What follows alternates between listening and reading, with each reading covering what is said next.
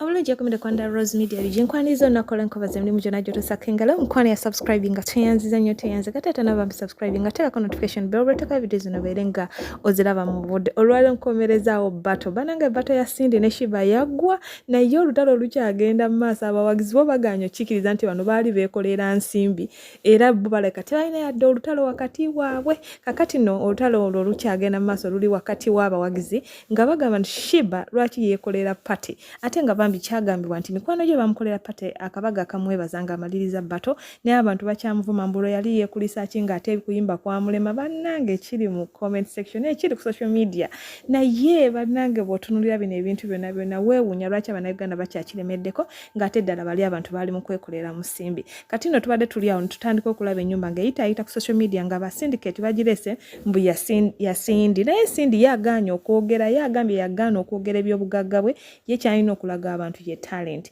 kati nno abantu bali awo bakayana ate bo bashibaholics kino bakigaaniddewo ne bagaanira tekisobola kubanga ennyimba ya Sindi wabula Sindi ye kenyini aveeyo agibeeragire kakati nnawo ne basigala nga bakyekuba abantu ab'enjawulo bakyaleeta results okusinziira buli omu nga bwe yalaba bato abamu bagamba Sindi yawangula bala bagamba Sheeba yawangula naye nze nno kunze ndaba nga Sheeba yakola bulungi bambi okwagaliza Sindi bayimbe bonna kubanga agambye nti yaleeta ekiteeso n'akitwala ewaaba Victoria University Management nekkiriza okuteekawo bato ng'ate yali asobola okuleeta omuyimbi okuva ebweru wa Uganda naye n'asalawo n'ayagaliza Sindi bambi obwo obuwanguzi nze awo mbeera mbumuwa okubeera omukyala ayagaliza mukyala munne kubanga kigambibwa nti bakoze omusimbi mungi nnyo ate ye bba wa Sindi avudde neyebaza abawagizi okubabeererawo nti ye musanyufu nnyo ku ebyo byonna bye basobola okutuukako era n'asaba Bannayuganda okwesonyiwa olutalo lwa iPhone ne Nokia kankutere video zino beere ng'oziraba mukwano mukama omulungi akunkumire bye.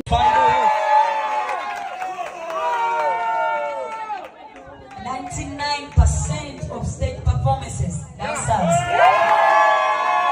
99% of challenges that make songs hit, dancers. So I'm here to give you your flowers because I was a dancer and I know what it takes. Thank you. Thank you. I'm sure you have some wounds. I'm sure you've broken legs. I'm sure you have injuries. People don't know that, but we do get injuries. Camera, come close. We do get injuries as we rehearse. Okay? And some of us get sick, but you can't stop. So to all of you that got sick in the middle of everything, but you kept going, thank you. I faced a lot of trials in this period, 3-4 months ago, when I decided to do YOLO Festival. In the beginning, I was like, okay, do I bring an international star? I tried that. I reached out. Money was insane. It didn't make business sense. Sat down with my Victoria University, Mr. Mganga again. And I'm thinking, okay, what is the best thing that we can do? And I'm in my house, pacing back and forth each and every day. I'm traveling, I'm on the road, I'm going to countries, but my head is searching for what can I do within Uganda for YOLO Festival without getting out of our own. And I'm like, oh, ting. There is a lady who has always wanted a battle with me, and boom, and she's Ugandan, and I'm Ugandan. I'm like, why not? And we're both females. I thought, you know what? Maybe this could take the industry level to another level. You did it. Ati mbolo wasima tusokufa. Akazi kade kakuttira miguwa. Abantu bakugamba oli kinyoliro. Ng'abantu bashibaholiki bakupika. Omuntu gwosobola wamuvaako. Wali osobola spice. Oyo ye spice mwetwala. Nojja ate weerijje. Ku the king herself. Kati baba bana batandise okugamba mbu wakoze losers party ofa kinensi kye kikozesa losers party. Kati mbolo wasima tusaka akabaga kategeeza kife kye tubuuza akabaga kaaki. Makulu kyagali mu mbaga eyo akabaga ke wakoze. Nti abantu bakulwanisa. Abantu tebakulwanisa abantu bawagidde bato. Ne batwalako side. Twazze tuli bashibaholic. ne tutuukawo naffe ne bitusobera wagaanye okuyimba wagaanidde ddala okuyimba ne tukulinda oyimbe n'osalawo gw'oleekaane buleekaanyi omuntu bwe yayimye ne tugamba owaayo ekyatuleese wano music kati okola akabaga kaaki okujjako era okwonoona obwolongi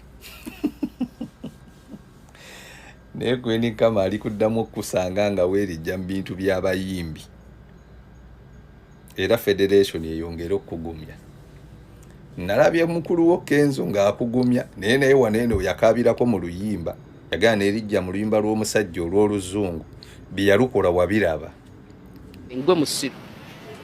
You understand? Why I go musiru? It is because I don't want to come here in the open and start saying I have this and I have that. A house in Munyonyo. No, I have talent. That is what I have, which is better than you. You will never have it. You understand? But a house you will build. You understand? Amazing cars, everybody can make the money, they will get it. Anyone can have a car tomorrow. But the talent that Cindy Biebe has, that you'll never have, that is what I put on the table. Because no one has it. That is me. Kati kyenteka ku table naye ebirala byonna byonna biri ordinary to me. Biri ordinary. Baboda baku stage yange bazimba amayumba. You understand? It's something which is very common. Posing ati wakulira maka. Lewo banga wakulira maka, a house is not a big deal to me and my mindset. It is not. So if I wanted to talk about what I've accumulated with the money I've made, nalize nembi kunyumiza kubanga jebiri. That for sure jebiri. Siri mukazi musiru. Jebiri for sure. Kwena we ne mama wa muzimbire nyumba. Definitely yes. And even when I said that nawulira ubisinga sakyogera because abantu kati batandika kola kikulondola mama wange. Omanyi bw'osirika, you live a peaceful life. When you keep quiet, you live a peaceful life. So when I spoke about it, then, you know, people started disturbing my mother. Hey! You will leave no stone unturned paka nga mwangu dolodalo. Na yenge ye nyumba je mulese mulindo muyimbi atulage nyumba. Nyumba je mulaba abanje bali mugamba Sindi ajaye nyumba, Sindi atulaze nyumba, Shibo bakati kimuleka wanedda baddiya. Sindi tananyiga bulungi kutulaga nyumba. Nyumba omwana yakoseza bukozesa ka sound keddobozi lya Sindi. Kati kwe nyumba ekwe ku trendinga naye ng'eyo nyumba si ya Sindi baddiya. Waliwo ennyumba eri mu kutrendinga ku social media. Abaana gye batandise okuteekako ne bateekako n'ekifaananyi kyo yiyo. Nabagamba okuva dda siri wano okulaga nyumba yange. Siri wano okulaga kikyenina, siri wano ekyo kyonna nedda. Nze kyenjagala abantu bammanyeeko is my music. That's my legacy. Ekyo kyenjagala okuyimirako. Byonna byonna ebirala bye mulaba sigenda kujja wano mbanyumize ennyumba yange. Era oba oyagala bukakafu bwenoonyeze. So yiyo siyo katono nyumba. The same, I'll tell you the same answer. I'm not here to tell you what I own and what I don't own. Nedda. Nze tekinkolera. Nina ba fan kuva kuwa wansi mpaka wa waggulu. I want that fan ali wansi atalina kyalina okurelatinga nange mpaka kuwa waggulu. Kati nze ndaba nga tekinkolera okujja no tandika kwewaana no. Sheeba bamuwangudde. Tuve mu bintu by'okwebuzaabuza. Bashibaholics tuve mu bintu by'okwebuzaabuza. Batuwangudde. Sindi yatuwangudde mu buli kimu. Ekintu kyokka Sheeba kye yawangudde her presence. Namugamba Sheeba togenda mu bintu bya bato yagaana.